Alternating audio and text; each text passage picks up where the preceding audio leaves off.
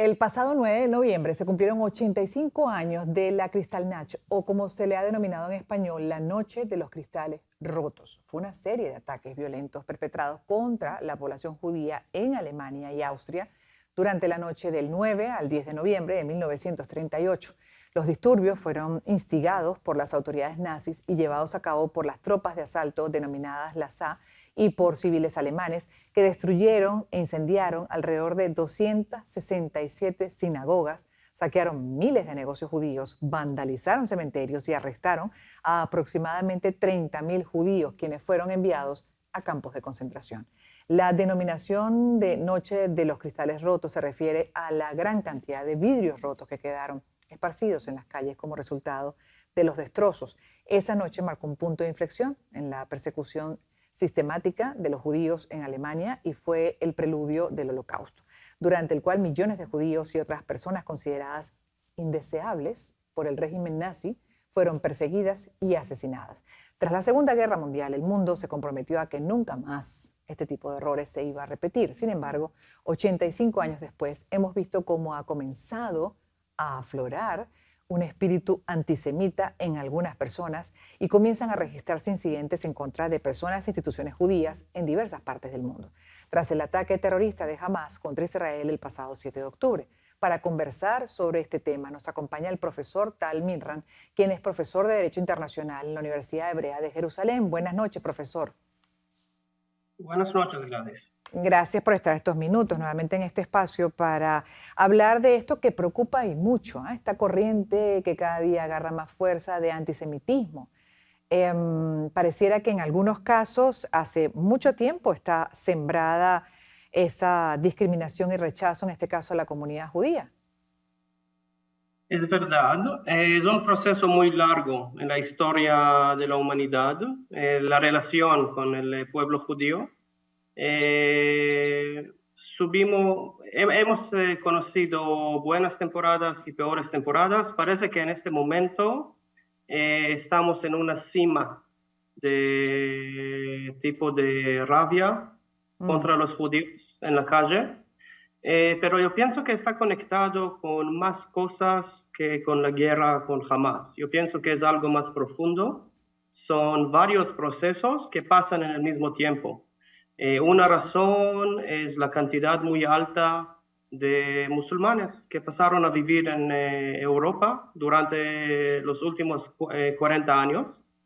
Y ya hay varias generaciones que en su cultura hay sospecho en relación con Israel y con los judíos. Otra razón es que Israel cambió.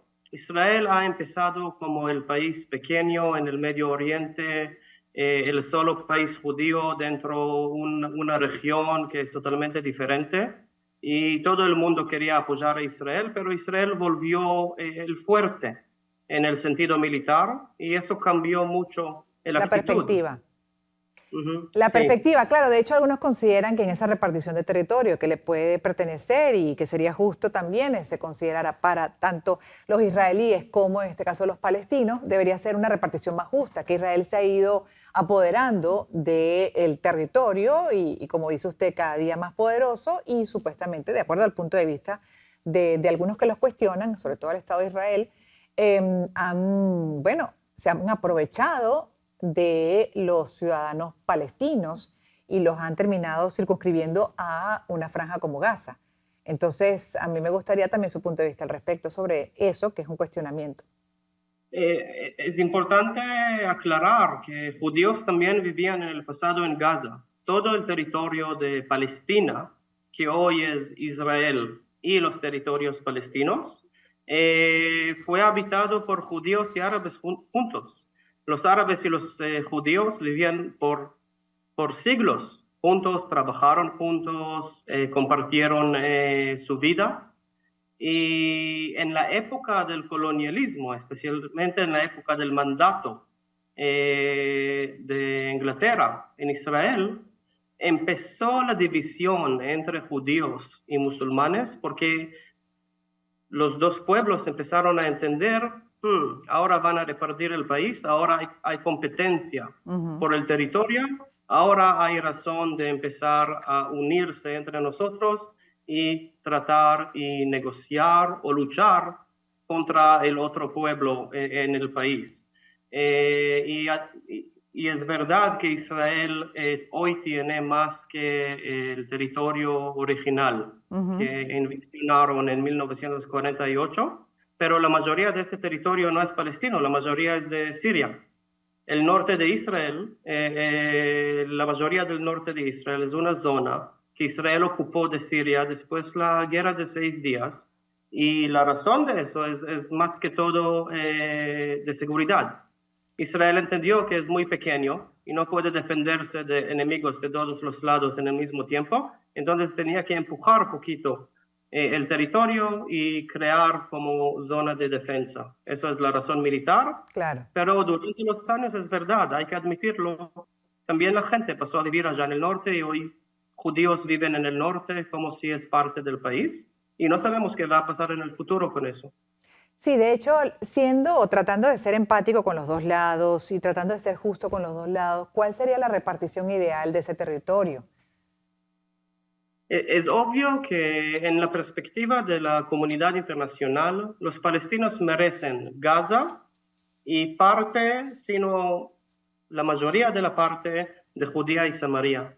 Y el problema más grande en este momento es que son dos regiones que no son conectadas. No hay conexión físico entre estas dos regiones, y durante los últimos 20 años el gobierno de los palestinos también dividió. Tienes la autoridad palestina en Judea y Samaria y tienes Hamas en Gaza. Entonces, es charo decirlo, pero esta guerra también es una oportunidad para los palestinos que pueden unirse entre estas dos zonas y tratar y establecer una unión político que representa a los palestinos en las dos regiones. Y estoy seguro que en el futuro Israel no va a tener opciones. Israel tendría que acomodar con los palestinos, y hay soluciones. Uno puede conectar entre territorios, con carretera, con túnel, con puente. Hay varias cosas que uno puede hacer, pero lo más importante, como siempre en la vida, es la fe. Hay que tener fe entre los vecinos, y en este momento está muy, muy, muy baja, Sí, por razones muy obvias. profesor, y a lo largo de la historia de nuestra existencia también hemos visto que diferentes circunstancias, hechos, pues terminan alborotando ese espíritu antisemita, ese pensamiento antisemita, que podríamos sumar también el de los cristianos, porque vemos que musulmanes se han manifestado en contra de judíos y también en contra de la existencia de los cristianos. Entonces, este es un nuevo capítulo. Y la pregunta es, ¿podrían terminar, por ejemplo, de desarticular a lo que es Hamas en la Franja de Gaza? Pero difícil poder desarmar la idea construida y que se manifiesta muchas veces con ataques violentos en muchas partes del mundo. De hecho, en eso están también amenazando con hacer algún tipo de manifestación, incluso ataque violento a sinagogas en otras partes, fuera del territorio en disputa y en conflicto. Entonces, ahí, ¿cómo podemos desmontar eso? Si es posible, ¿cómo lo ven ustedes? Porque es agotador y preocupante, además, este tipo de amenazas constantes. Yo pienso primero de todo que pues, los cristianos que son parte del movimiento que apoya la causa palestina normalmente son parte de la, ¿cómo se dice?, la izquierda mundial, gente liberal, gente de que siempre busca ver el mundo de perspectiva de colonialismo y de un pueblo que aprovecha de otro pueblo, y etc. Y es verdad, Hamas hizo muy buen trabajo en Europa, en Estados Unidos, en todo el mundo, y tiene apoyo en varios lugares.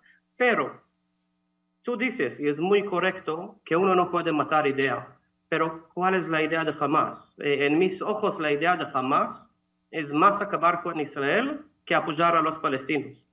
Hoy ya tenemos evidencias que Hamas no solo ha construido túneles abajo Gaza, acabaron de descubrir 8 pisos de túneles abajo Gaza en un sistema de más que 500 túneles. Es trabajo de muchos años, es trabajo que costó mucha plata, y toda esta plata y todo este tiempo podría ser dedicado por infraestructura para mejor futuro para los palestinos.